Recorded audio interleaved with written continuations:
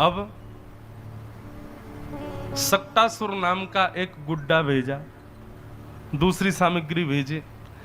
ठाकुर जी अब 3 महीने के हो गए, पलना में झूल रहे थे। सब गोपियां आकर के कोई लाला के गाल पकड़े, कोई हाथ पकड़े, कोई पैर पकड़े। ठाकुर जी चिढ़ के रोने लगे तो मैया ने एक बैलगाड़ी के नीचे कपड़ा बांध के ठाकुर जी को सुवाए दियो। इतने में ही एक सकट के ऊपर सक्टासुर आ गया। सकट कहते हैं बैलगाड़ी को। सक्टासुर के आने पर यशोदा मैया वहां से चली गई, कुछ कार्यों में व्यस्त थी। इतने में सक्टासुर आया, भगवान ने अपना बाम चरण ऊंचा किया, लंबा करके एक जैसे प्रहार किया, सोई सकट पलट गया और सक्टासुर का वध हो गया।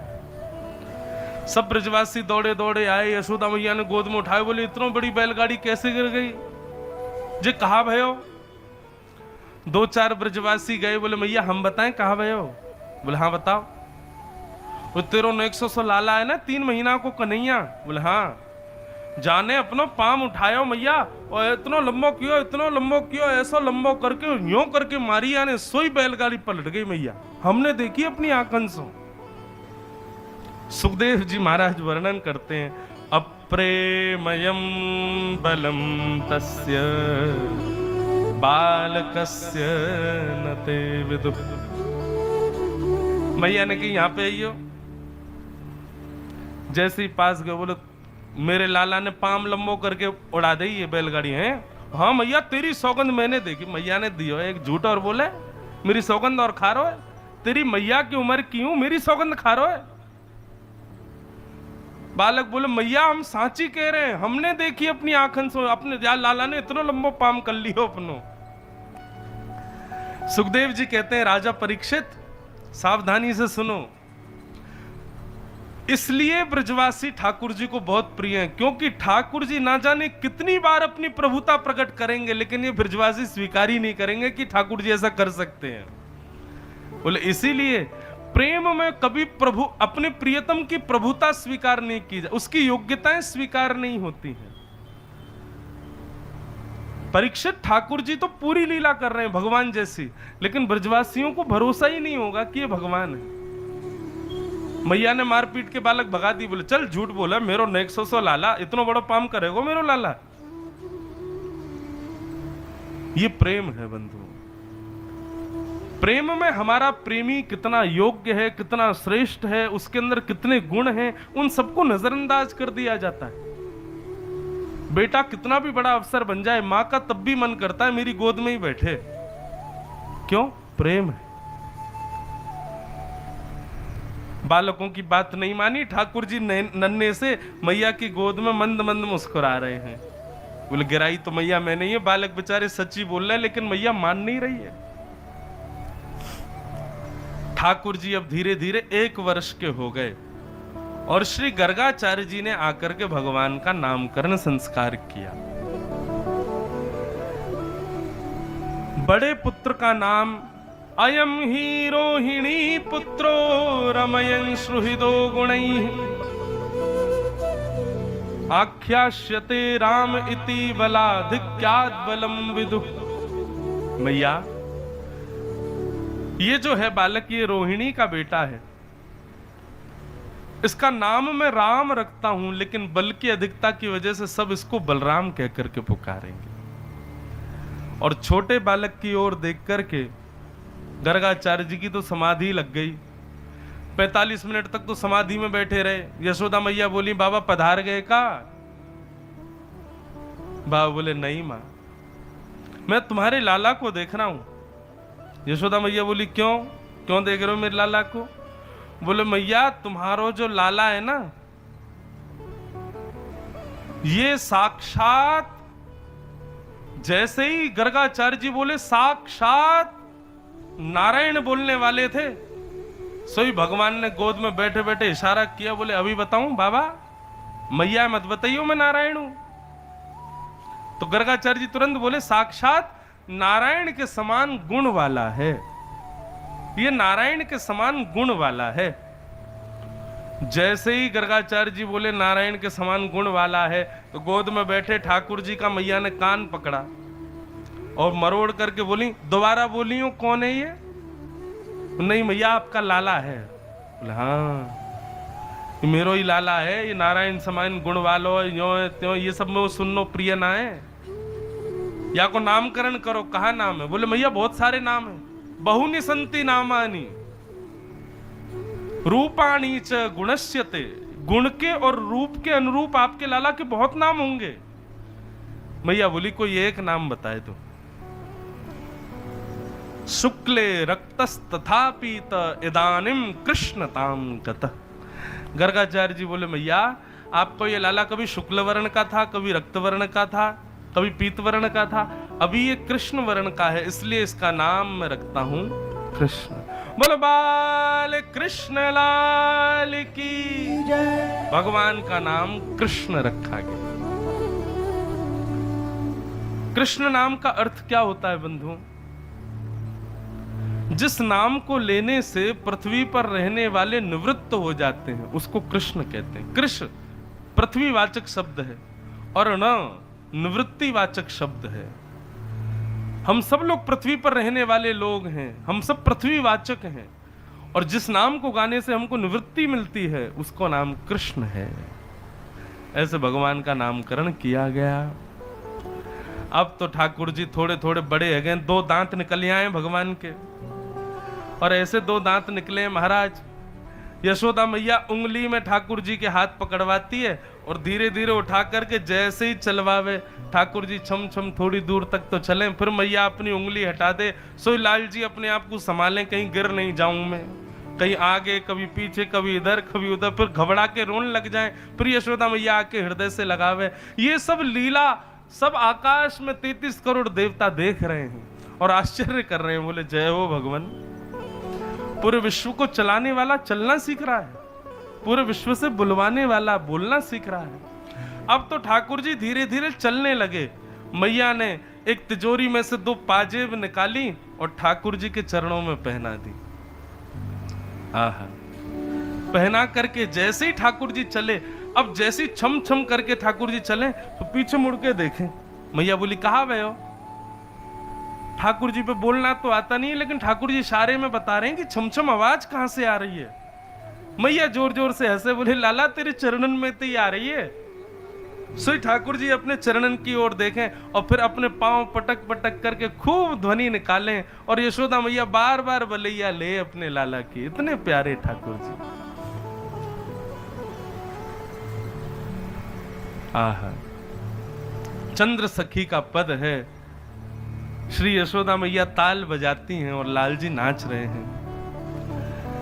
नाचे नंद लाल नचावे हरि की मैया, नाचे नंद लाल नचावे हरि की मैया, नाचे नंद लाल नचावे हरि की मैया, नाचे नंद लाल नचावे हरि की मैया। अच्छा एक बात बताएं, जब आप कभी निकुंज लीलाएं सुनेंगे ना, अभी तो अवकाश नहीं है, पर मैं कभी स्वच्छंद कथाओं में निकुंज लीला सुनाते हैं, तो निकुंज लीलाओं में भाव ऐसा आता है कि किशोरी जी हमारी गायन में और वादन में बड़ी निपुण हैं, और लाल जी हमारे नृत्य में बड़े निपुण हैं। ठाकुर जी नृत्य बहुत बढ़िया करते हैं और किशोरी जी गायन और वादन बहुत बढ़िया करती हैं।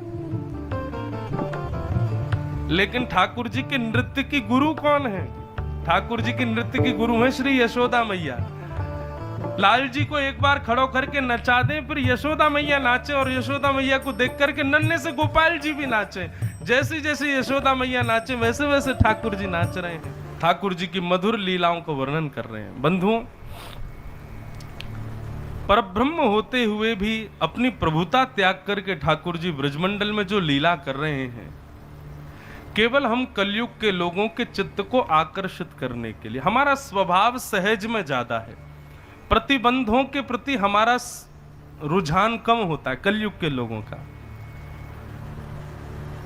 प्रतिबंधन जहां हो, ज्यादा बाउंड्रीज हो, ऐसी लीलाएं, ऐसे स्वभाव स्वरूप के प्रति हमारा रुझान कम होता है। इसलिए ठाकुर जी ने द्वापर में ऐसी लीलाएं की जिससे कलयुग के लोग सहज प्रेम कर सके, कुछ हमारी जैसी। सहजता में, सरलता में ठाकुर जी अत्यंत सहज हो गए। द्वापर में व्यक्ति आज का सहज नहीं बन पाता। योग्यताएं प्राप्त होने के बाद, श्रेष्ठताएं प्राप्त होने के बाद व्यक्ति की सहजताएं नष्ट हो जाती। पर ठाकुर जी का यह गुण है कि वो अत्यंत सहज हैं, अत्यंत सरल है। दर्शन करने जाना है तो भी सरलता से मिल जाता। हमको उसमें भली कठिनाई लगती है, इतनी भीड़ है, इतने लोग हैं, कैसे जाएं, कैसे हो दर्शन, क्या हो। परंतु ठाकुर जी सहज ही हैं, सरल ही हैं। उनकी सहजता है, सरलता, इसीलिए तो भीड़ ज्यादा है। ठाकुर जी सहज सरल नहीं होते तो भीड़ ही क्यों होती। ठाकुर जी से एक गुण सीखो। गुण तो बहुत है सीखने के, पर एक गुण यह भी कि सहज रहो, सरल रहो। सहजता ठाकुर जी को प्रिय है। जय बंधुओं, हम जिस आराध्य की सेवा करते हैं, जिस आराध्य के विषय में कहते हैं, जिस आराध्य का चिंतन निरंतर करते हैं, उस आराध्य के कुछ ना कुछ अंश तो कहने, सुनने और उनका चिंतन करने वाले में आ ही जाते हैं, निश्चित है। और इसका सबसे बड़ा प्रमाण गोवर्धन लीला है। सब ब्रजवासी बोले, लाला ये गोवर्धन नाथ तेरे जैसो काय को लग रहा है। ठाकुर जी यही बोले, क्योंकि मैं इनकी रोज सेवा करूं तो आराध्य की सेवा करवे से आराध्य के गुण आ जाएं, या हमारे इनके जैसो लग रहा हूं। कई भाव बताए जाए तो अधिकतर आप देखेंगे जिनके आराध्य देव की प्रति निष्ठा खूब हो, उनके स्वरूप, रंग और भाव, स्वभाव में भी आराध्य के लक्षण दिखते हैं। तो भगवान की लीला श्रृंग यज्ञ शशि जल द्विज कंटकेभ्य। ठाकुर जी की लीला बड़ी सहज है, कोई कह नहीं सकता कि ये परमात्मा है। गैयाओं के सींग पर लटक जाएंगे, गैया सिर हिलाती रहेगी, वहीं पे झूलते रहेंगे। यही झूला है ठाकुर जी को। पर वही गैया कभी कभी ठाकुर जी को लेकर के जावे और गोबर के ढेर में जाके फेंके आवे। फिर मां रोमेंगे, मैया देख तेरी गैया ने मुंह मार दियो। मैया बोले, लाला कितनों नवाऊं तो को आके या गोबर में ही खेले। मुझको तो ऐसा लगा तू पूर्व जन्म को सूकर दिख है। ठाकुर जी मंद मंद मुस्कान में, मैया कहीं ऐसा तो ना है वो बरा भगवान में ही बन के आयो का। मैया बोले, अरे ना है मेरो लाला तो परम सुंदर है। लेकिन बलराम जी मंद मंद मुस्का जाए, बोले लाला धीरे धीरे सच्चाई बोले ही जावे तू हैं। श्रृंगी अग्नि, यशोदा मैया चूल्हे में भोजन बनाती है, जलती हुई अग्नि निकाल के लेके भागते हैं। दाऊ दादा के पीछे भागेंगे, फिर मैया शांत करे, रोके, जैसे तैसे शांत हो में। श्रृंगी अग्नि ड्यमष्टि। ठाकुर जी रोज सुबह उठ के अपने दांत गिनते हैं कितने निकल आए, और फिर रोते रोते मैया के पास जामे। मैया बोले, का है गो लाला, काय को रो रहा है। बोले, मैया ये गैया के बालक हो मैं, नए नए है, इनके सबरे दांत आ जा, मेरे क्यों ना आ रहे, मेरे दांत क्यों ना निकले। अभी दो चार ही निकले, एक तो हिलो रो, ये गिरवे वारो है। मैया ये गैया के बछड़न की तरह मेरे दांत सबरे निकारो। तब मैया के, लाला तो पता हो गैया को बछड़ा कितनो दूध पीवे, वह दूध ते ही वा के दांत निकरिया में। तो दूध पीवे ही ना, तो माखन ही माखन खावे, दूध पिए कर। ऐसी ठाकुर जी की लीला। श्रृंगी अग्नि ड्यमष्टि। जल, जल में क्रीड़ा करते हैं, किलोल करते हैं, और फिर ऐसे बहाने करेंगे कि जैसे डूब रहे हो। जैसे ही ठाकुर जी डूबने का बहाना करते हैं, सब ब्रजवासी ग्वाला बचाएंगे, अरे लाला को बचाओ, लाला डूबो, लाला डूबो। जो जो बचावे जावे ठाकुर जी वही को छल से डुबा दें। ऐसी लीला करें। आकाश में बैठे देवता भी इस लीला को देखकर के कई बार विषम स्थिति में आ जाते हैं। ये सच में परमात्मा है, ये सच में जगदीश्वर हैं। इतने सहज हो गए, इतने सरल हो गए। हम कल परसों एक पद नहीं गा रहा था मैं, क्या गा रहा था? विष्णु अवतार विश्व पोषण करण, सोई कर चोरी यहाँ अहिर घरन। कैसे? निज प्रभुता विसार, भैया प्रेम नदिया की सदा उल्टी बहे धार, कौन पावे आपको पार। प्रेम ने दिया कि सदा उल्टी बह। जहां सीधे सीधे सारे काम हो रहे हो वो श्रद्धानुबद्ध हो सकते हैं, वो क्रियानुबद्ध हो सकते हैं, वो आज्ञानुबद्ध हो सकते हैं, लेकिन प्रेमानुबद्ध नहीं होते। प्रेम में तो सब काम उल्टे ही होते हैं। ठाकुर जी की लीला ही देख लो, कहां परब्रह्म है, परमात्मा है, परंतु इतने सरल, इतने सहज ब्रजवासियों के लिए लीला ठाकुर जी की सबको भाती है। ये ठाकुर जी ने ऐसी लीलाएं की ही इसलिए हैं ताकि कलयुग में हम आप सब लोग उनसे प्रेम कर सकें। भगवान केवल श्रद्धा के विषय नहीं है, केवल आस्था के विषय नहीं है, भगवान केवल पूजा अर्चना के विषय नहीं है। ठाकुर जी तो सेवा और प्रेम के विषय। कई लोग कहते हैं कि हम पूजा करते मन नहीं लगता, तो हम तो एक ही उत्तर दें, पूजा मत करो, सेवा करो। सेवा करोगे तो मन लगेगा। माता पिता की खाना पूर्ति करने के लिए यदि कोई व्यक्ति से केवल इनको दवाई देनी है, इनको भोजन करा, इस प्रकार करे तो माता पिता और कमजोर ही हो जाएंगे। लेकिन बालक सेवा करे, माता पिता हिष्ट पुष्ट हो जाएंगे। ठीक वैसे ही ये आप सबके घर में जो लड्डू गोपाल हैं, ये ठाकुर जी हैं, ये पूजा के भूखे नहीं है कि सुबह शाम दिया बत्ती घुमाओ उनके आगे, अरे आज रात तो हमने दिया ही नहीं जलाया, अरे ठाकुर जी ना, इसके थोड़ी उनको कोई आवश्यकता है। ठाकुर जी तो आपके प्रेम लक्षणा भक्ति के पिपासु, उनकी सेवा करो, पूजा मत करो। सेवा प्रिय है ठाकुर जी को, पूजा प्रिय नहीं है। अच्छा एक बात बताएं, पूजा और सेवा में अंतर क्या? पहली अंतर तो यह कि पूजा केवल खाना पूर्ति है, केवल ऐसे ऐसे करना है, यहां पुष्प छोड़ने, यहां तुलसी छोड़नी, जय करनी, वो बस हो गया, ये पूजा है। पूजा का मतलब अपनी मनोकामनाओं की पूर्ति के लिए जो हम ठाकुर जी के सामने प्रस्तुत करते हैं वो पूजा, पर ठाकुर जी के सुख के लिए जो क्रिया हम करते हैं वो सेवा। आज गोवर्धन लीला होगी, यहां पे हमारे गिरधर लाल जी पधारेंगे, ये पूजा नहीं है, ये सेवा है। ठाकुर जी को 56 भोग धरा रहे हैं, ठाकुर जी के लिए बंगले बनवा रहे हैं। हमारे वृंदावन प्रणाली में हमारे बिहारी जी के, राधा वल्लभ जी, गोविंद देव जी, यहां पे पूजा नहीं होती ठाकुर जी की, यहां सेवा होती है। कभी भी आप अर्चकों से पूछो कहां जा रहे हैं, वो ये नहीं कहेंगे पूजा में जा रहे हैं, यही कहेंगे सेवा में जा रहे हैं, गोविंद देव जी की सेवा में जा रहे हैं। और पूजा मूर्ति की जाती है, सेवा ठाकुर जी की जाती है, प्रत्यक्ष भाव है।